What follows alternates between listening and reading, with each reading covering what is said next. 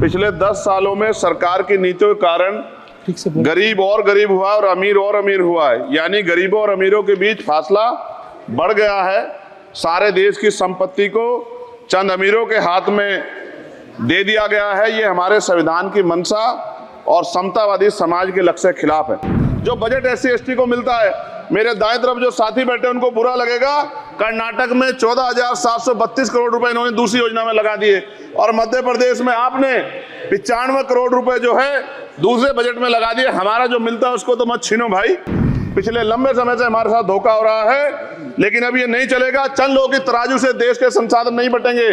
पिछले 10 सालों में सरकार की नीतियों के कारण गरीब और गरीब हुआ और अमीर हुआ है, यानी गरीबों और अमीरों के बीच फासला बढ़ गया है। सारे देश की संपत्ति को चंद अमीरों के हाथ में दे दिया गया है। ये हमारे संविधान की मंशा और समतावादी समाज के लक्ष्य के खिलाफ है। अतः हमारी नीतियां गरीबों के पक्ष में भी होनी चाहिए।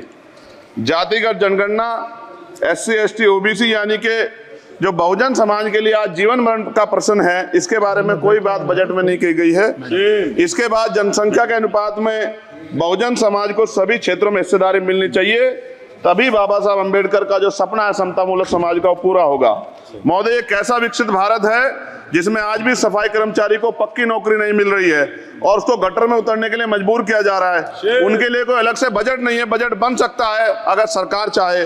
SC/ST को जो सब प्लान मिलता था, SPC का जो पैसा मिलता था, वो बजट से हटा दिया गया है। साथ साथ देश के स्तर पे आशा, आंगनबाड़ी, भोजन माता, ग्राम सेवक, PRT जवान, होमगार्डों के मानदेय में बढ़ोतरी नहीं हुई है। ऐसा कुछ भी नहीं दिख रहा है कि उनके जीवन में खुशहाली आ जाए। इनका मानदेय बढ़ना चाहिए। विधवा, वृद्धा, विकलांग पेंशन प्रत्येक महीने 500 रुपए से बढ़ाकर 5,000 रुपए की जानी चाहिए, क्योंकि महंगाई बढ़ रही है। देश में प्रधानमंत्री जन कल्याण योजना के तहत SC/ST OBC और मुस्लिम को कितने घर दिए गए, इसका कोई आंकड़ा सरकार के पास नहीं है। देश में इसी तरह SC/ST OBC के लिए कितने परिवारों को शौचालय की व्यवस्था कराई गई। आज भी सिद्धार्थनगर जैसे जिले और तमाम जिले जो है वहां शौचालय की व्यवस्था नहीं है। इस पर ध्यान देना चाहिए। देश भर में SC/ST OBC के जो रिक्त पद पड़े हुए हैं, बैकलॉग भरना चाहिए। सरकार ने कुछ नहीं कहा।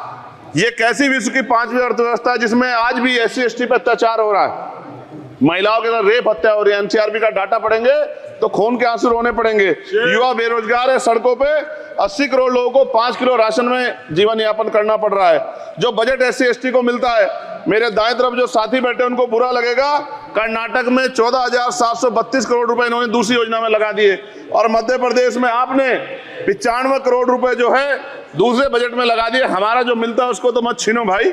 MSP की लीगल गारंटी कोई बात नहीं हुई है। किसानों को जो 6,000 रुपए मिलते हैं उसको बढ़ा के 12,000 रुपए करना चाहिए और फसल बीमा जो है उसका सारा प्रीमियम सरकार भरे, किसानों पर बोझ ना लगे। रिजर्वेशन प्रमोशन में लागू नहीं किया गया, पुरानी पेंशन को बहाल नहीं किया गया, इस पर चर्चा नहीं हुई। देश में मनरेगा समय न्यूनतम मजदूरी की दर 700 रुपए होनी चाहिए। समान काम समान वेतन पॉलिसी लागू होनी चाहिए।